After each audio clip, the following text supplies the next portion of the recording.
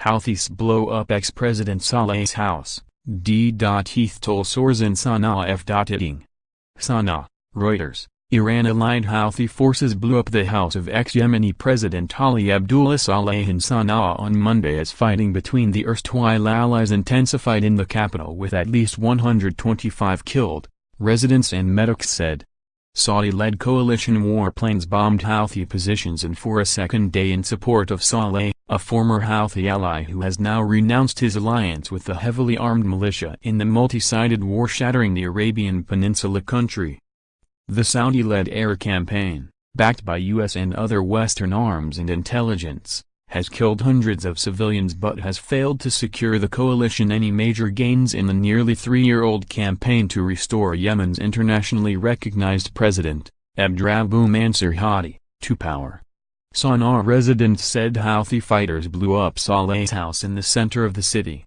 His whereabouts remain unknown.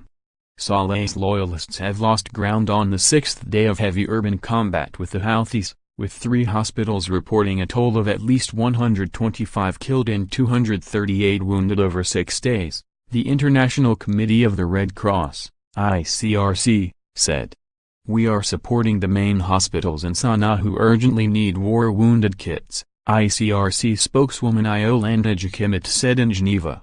"We are also looking at donating dead body bags to hospitals which are actually asking for them and hope to donate fuel to the main hospitals because they depend on generators."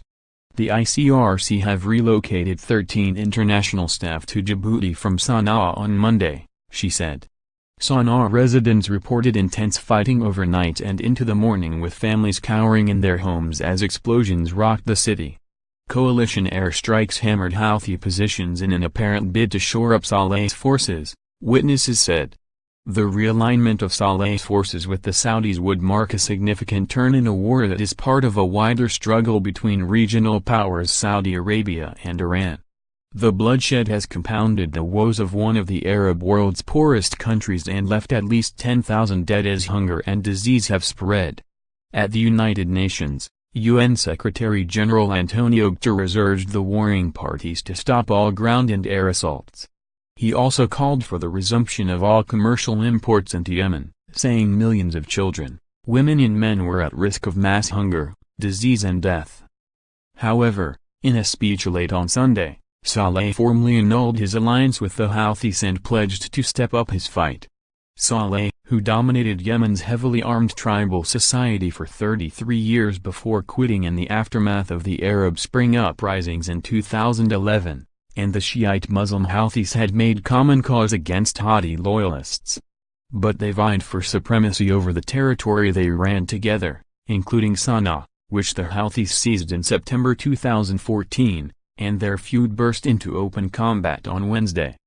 Houthi spokesman Mohammed Abdul Salam claimed significant gains in the battle for Sanaa on Monday.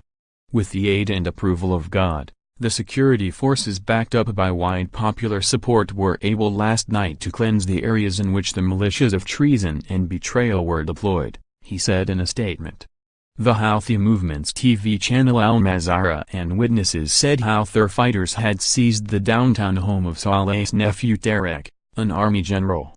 Residents said the warring sides traded heavy automatic and artillery fire as the Houthis advanced in the central political district, which is a redoubt of Saleh and his family.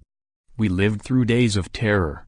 Houthi tanks have been firing and the shells were falling on our neighborhood," said Muhammad al-Madadi, who lives in the frontline district. "The fighting has been so violent we feel we could die at any moment.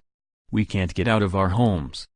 Houthi media and political sources also reported that the Houthis also advanced toward Saleh's birthplace in a village outside Sanaa where he maintains a fortified palace. Writing by Noah Browning, editing by Mark Heinrich.